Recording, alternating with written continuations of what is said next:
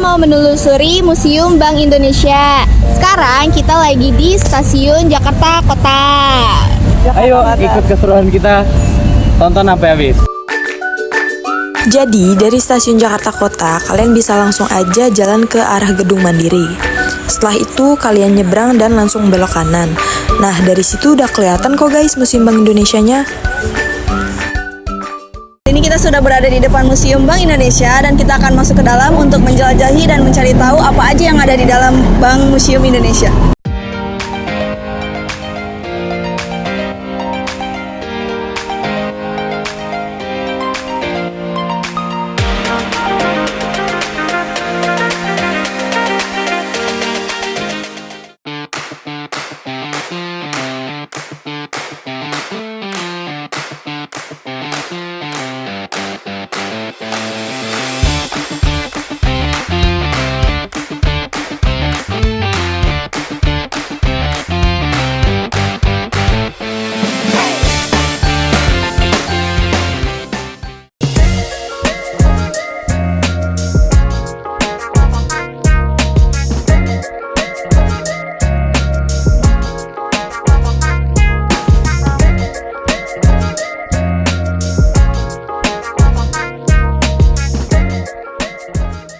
Guys, ini kita udah ada di dalam Museum Bank Indonesia.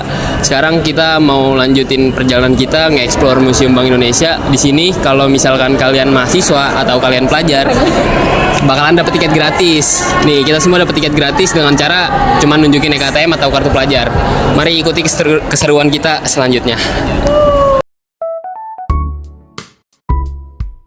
Jadi Museum Bank Indonesia bukan hanya sekedar sebuah tempat untuk melihat masa lalu, tetapi juga untuk memahami bagaimana sejarah membentuk sistem perbankan dan ekonomi Indonesia modern. Seperti kalian bisa lihat, di sini ada gambaran-gambaran awal mula Museum Bank Indonesia itu jadi.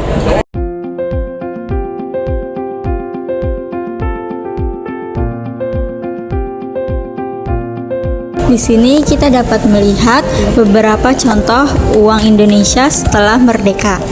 Ori atau uang Republik Indonesia mulai berlaku pada Oktober 1946. Pecahan pertamanya adalah 100 rupiah. Berbagai masalah langsung menghantam, sulitnya pengedaran, maraknya pemalsuan, dan terganggunya percetakan uang. Selain itu, kebutuhan akan pecahan kecil jauh melampaui uang yang tersedia. Karena suasana perang menyulitkan peredaran ori, sehingga di beberapa wilayah terbitlah ori daerah atau orida. Dan uang daerah lainnya seperti mandat, bon pasar, bon beras, serta cek.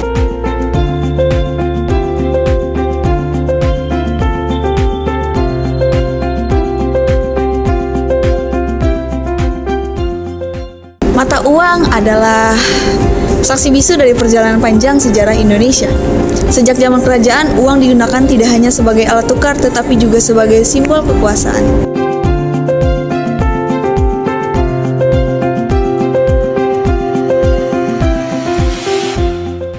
Di sini terdapat mata uang dari berbagai negara. Contohnya dari mata uang dari Thailand, bisa kita lihat.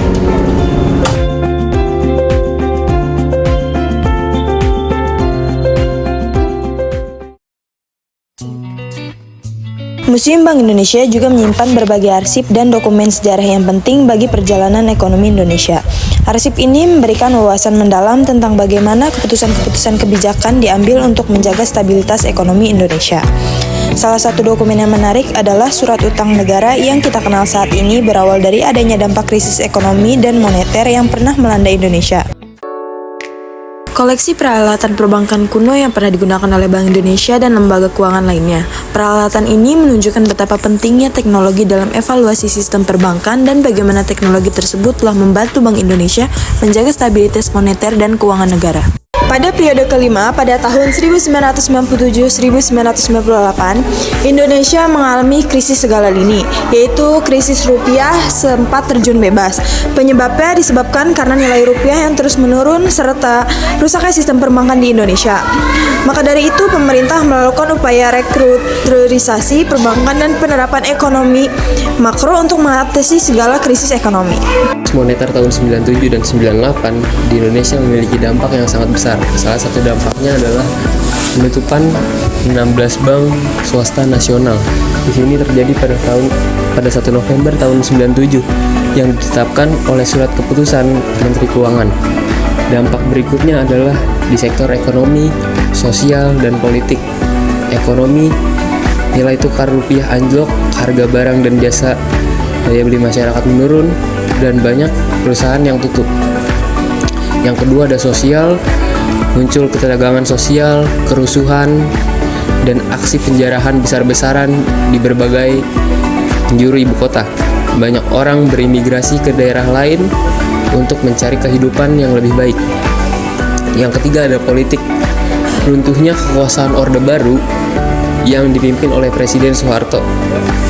Untuk mengatasi krisis moneter ini, pemerintah melakukan beberapa langkah. Di antaranya adalah yang pertama, meminta bantuan dari IMF. Yang kedua adalah menerapkan program restrukturisasi ekonomi. Yang ketiga, menggabungkan beberapa lembaga keuangan.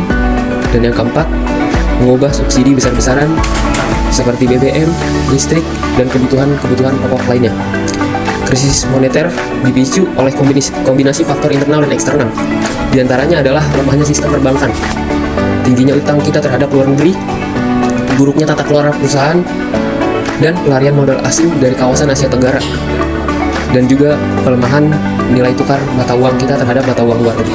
Dampak dari kerusuhan krisis moneter yang terjadi pada tahun 98 yaitu dari akibat inflasi yang cukup tinggi, akhirnya masyarakat melakukan kerusuhan. Seperti salah satu contohnya yaitu membobol mesin ATM, lalu kebencian secara sentimental anti Tionghoa lama menumpuk karena terpicu oleh tuduhan palsu. Etnis Tionghoa merupakan dalam krisis moneter dan akhirnya etnis Tionghoa mendapatkan penjarahan, pembakaran toko serta rumah. Konservasi yaitu suatu tindakan untuk melindungi koleksi dari bahaya dan kerusakan. Konservasi perlu dilakukan untuk menjaga bentuk fisik koleksi tetap terjaga dan melindungi nilai informasi yang terkandung di dalamnya. Upaya yang dilakukan oleh Museum Bank Indonesia untuk memelihara dan melestarikan koleksi yang dimiliki adalah dengan menjaga kebersihan ruang, penyimpanan dari debu dan kotoran. Kotoran debu dapat merusak koleksi dalam jangka panjang jika tidak rutin dibersihkan.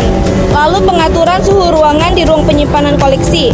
Ruang penyimpanan koleksi diatur lebih tertutup dibanding ruangan lain untuk menjaga kelembaban barang-barang display. Yang terakhir, pembuatan kotak kaca pada setiap koleksi yang disimpan untuk melindungi koleksi agar tidak tersentuh dan rusak oleh pengunjung.